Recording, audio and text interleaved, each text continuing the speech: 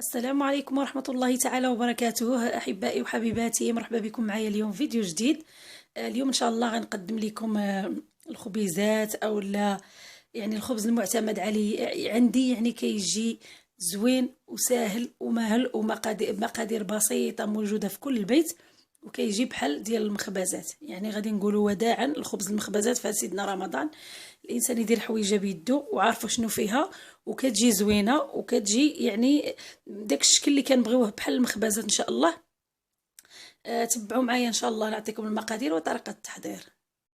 فانا غادي اليوم ان شاء الله نحضر الخبز ديالي غير بالسميد اولا القمح، داك الفينو الرطب.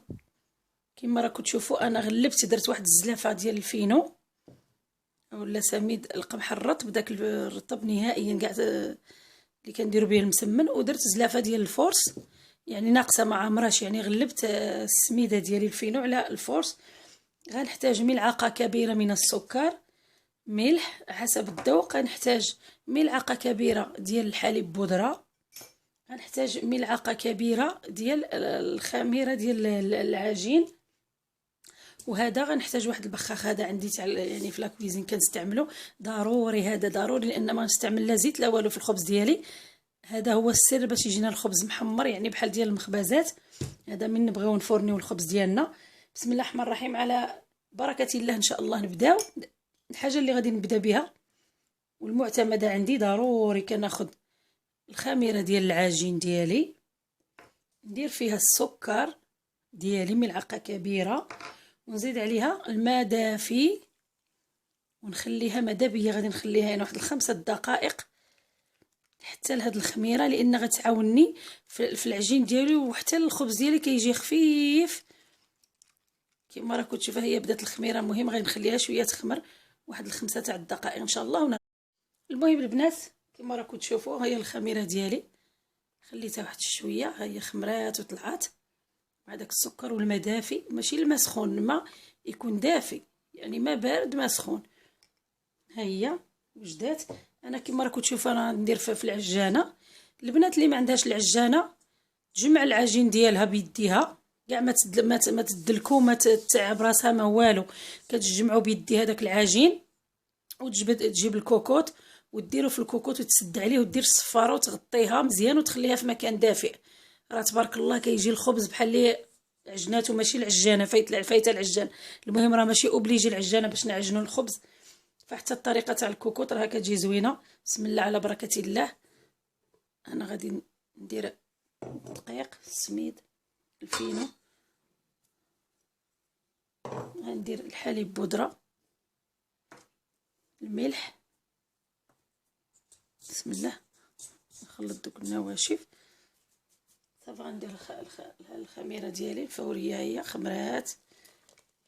كاينه حتى الطريقه البنات بحال باغ اكزومبل انا عجنت اليوم، عجنت هاد العجين ديالي ها هو فيه الخميره فيه كلشي عجنته، ناخذ به واحد شويه ونديرها في البقاله ونديرها في الثلاجه. ناخذ شويه الا عجنت باغ اكزومبل دوما ولا لوندوما ولا يومين، غير واحد اليومين مور، كناخذ هذيك العجينه اللي خليتها، فحتى هي كتعطي واحد المذاق يعني تخمر لنا الخبز ومذاق مهم زوينه. البنات جربوه. انا ما عنديش ديك العجينه لان كنت ما عجنتش من قبل، كنت عندي ماذا بيا نزيدها دابا ان شاء الله باش تعطيني داك المذاق، راها زوينه جربوها. بحال دابا غادي من نعجن نقدر نحيد شويه ونخليها باش نعجن بها من بعد نزيدها في العجينه ديالي. المهم البنات ما نطولش عليكم، انا غادي ندير العجين ديالي يتخلط في العجانه باش ما نديرش عليكم هذاك الصداع ديال العجانه ان شاء الله، وغادي نغطي. المهم اخواتي كما راكم تشوفوا العجينه ديالي ها هي كتجي رخوه، راه كتجي متلوقه معليش كما راكم تشوفوا. شوف راه تجي متلوقه، ها كتجي متلوقه مزيان. انا غندير عليها غير زويته بلديه زيت الزيتون كما راكم تشوفوا هكذا، غادي نجمعها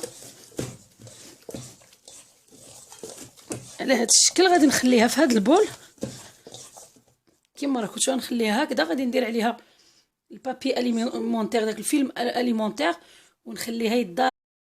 المهم حبيباتي كما راكم تشوفوا الخبز، شوفوا كما راه الخموريه خمار تبارك الله. شوف تبارك الله.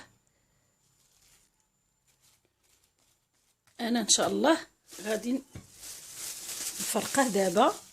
كما راكم تشوفوا انا جبت شويه لان شويه غنديرو بالفورس وشويه بالسميده الرقيقه ديالي، ويمكن بوتيت غنحتاج شويه ديال الماء نخليه حدايا. بسم الله. غادي نحيد له كاع داك الهواء ديجا اللي فيه صافي، ونبدا نشكل. انا غادي نديرو اشكال مختلفه، يعني واحد الخبز هائل ومزيان، ويعني نقدروا نحطوه لضيوفنا يحمر لنا الوجه، ولا في سيدنا رمضان كنبغيو شكيلات زوينين ديال الخبز. بسم الله على بركه الله. غادي نبدا ندير شويه الفورس في سطح العمل، نبدا نشكل كويرات. البنات الخبز الا بغيتو يجيكم زوين بحال تاع المخبزات، هو ديجا راه خفيف، راه خفيف معليش الا لصق راه ماشي مشكل. نحطو حدانا شويه الماء ولا لا غادي كيما بغيت نقول لكم هذه الفكره، ان الخبز الا بغيتو يجي بحال تاع المخبزات خاصو يخمر في اللاطه. الخبز خاصو يخمر في اللاطه، ما يخمرش في يعني في الزيوفه ولا كيما نقولوا حنا الشطايط، ومن بعد عندنا خاصو يخمر ديريكتومون في اللاطات، وكنفورنيوه في اللاطات ديالو. انا غنديرو دويرات ومن بعد نشكلو معكم ان شاء الله على هذا الشكل.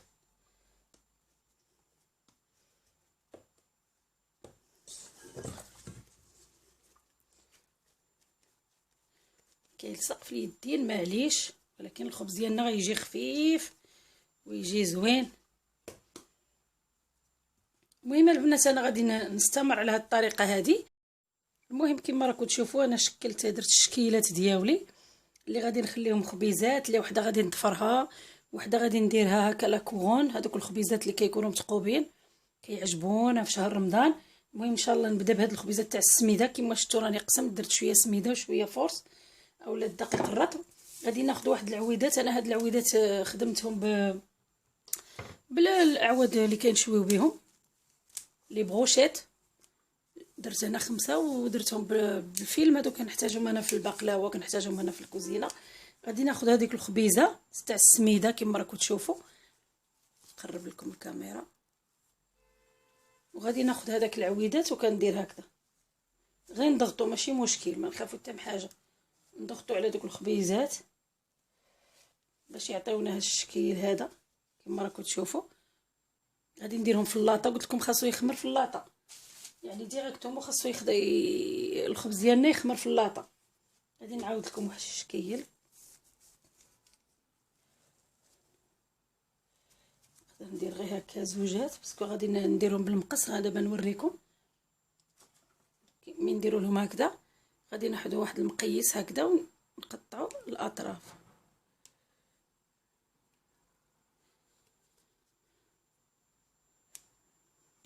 على هذا الشكل هذا، ونديرها في اللاطه ديالي. شكل واحد اخر كما شفتوا البنات، درت 3 تاع لي بتي بول على هذا الشكل هذا. غادي نحطهم كما راهم. انا غادي نحط وحده حدا وحده لاصقين. انا درت لهم الفورس كما راكم تشوفوا هكذا، وغادي نحطهم في اللاطه نخليهم هكا يخمروا لاصقين كما راكم تشوفوا على هذا الشكل هذا. وناخذ جيسبر يبان لكم، وناخذ ثاني المقص ونقطع هكا الطريفات كما راكم تشوفوا على هذا الشكل هذا. المهم نحاولوا ننوعوا في الاشكال، وشي وحدين غادي نشرطهم نورمال بحال الخبز العادي كما راكم تشوفوا. هادو غادي صافي. هنا كما راكم تشوفوا خديت دوك لي بول 3 وانا درتهم بحال الحرابيل هكذا صافي، وغادي نضفرهم. انا بغيتها تجيني واحد الضفيره.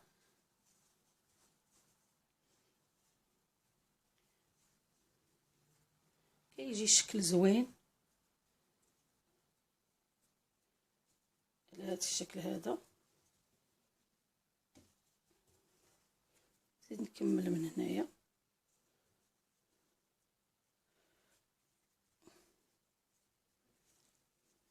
صافي.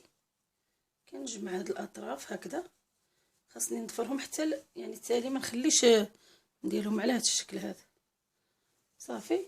وهاد الضفيره غنحطها هكذا غادي نحطها في اللاطه ديالي. هنا غادي ناخذ ثاني هذيك الخبيزات، غنحاول نحلها شويه بالدلاك باش تجيني مدوره على هذا الشكل، باش ندير واحد لا كورون حتى هو. يعني الانسان كيبتكر وكيدير. غادي نجيب هذاك الدلاك ديالي ونجي هنا ندير واحد التقيبه في الوسط على هذا الشكل صافي، ونحاول نحلها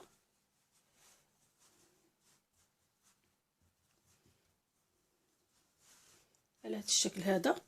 شوفوا مزيان الطريقه باش تجيكم لا كورون. ابخي نبدا نجمع، انا ندير شويه الماء باش يلصقوا لي هذوك التنيات.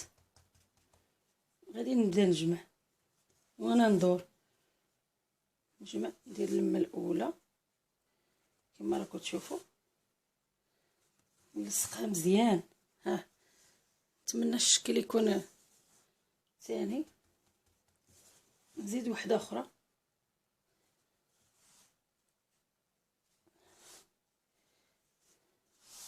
وانا ندور غير بشويه وانا ندور.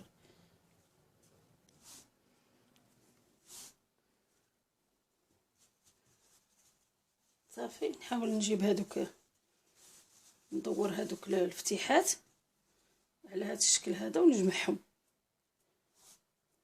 نحاول نطلعهم هكا ونجمعهم باش ما يتحلوا لياش دوك الفتيحات.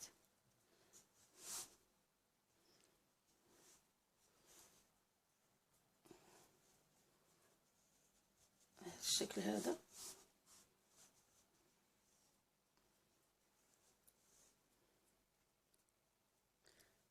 صافي انا ملي غادي غنقلبها هكذا،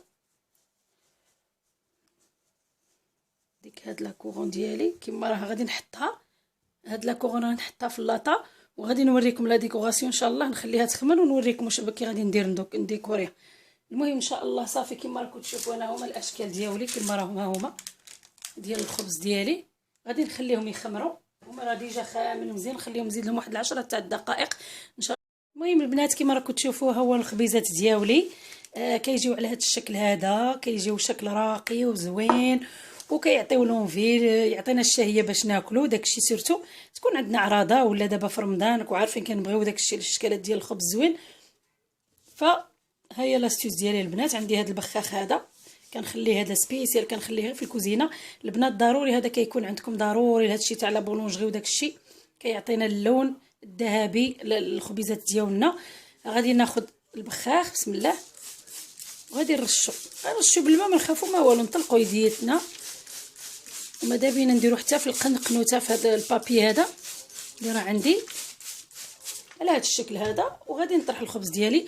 انا الفران اللي شعلته على 180 درجه غنطرحه ان شاء الله من الفوق، يطيب من الفوق المهم البنات كيما راكم تشوفوا الخبز ديالي بعد ما طاب هو، اولا الخبيزات اولا الميني خبيزات كيما يعني كتشوفوا كيجيو على هذا الشكل هذا، وكيجيو رطبين وهشاش كيما تشوفوا. انا درت اشكال متعدده، درت لي بول، درت هذه ضفيره. هذا غير خبز عادي راني ما دهنته حتى بحاجه، غير بالماء. وهادو كيما راكم تشوفوا هاد لي كورون دهنتهم بالماء ودرت لهم شويه تاع الجنجلان ودرتهم هكا قريصات غير بالمقص، عطاني هذا الشكل هذا كيما راكم تشوفوا. نتمنى ان شاء الله الخبيزات ديالي ينالوا الاعجاب ديالكم وتجربوهم لما لا وتتبعوا الطريقه، فكيجيو زوينين. شوفوا كيجيو رطبين، شوفوا العجين كي كيجي. فكننصحكم انكم تجربوه سيرتو في رمضان هكا نبغيو شكيلات زوينين. نقول لكم احبائي مع هذا البلاطو ديال الخبز الشاهي نقول لكم خليتكم في امان الله وحفظه، والسلام عليكم ورحمه الله تعالى وبركاته.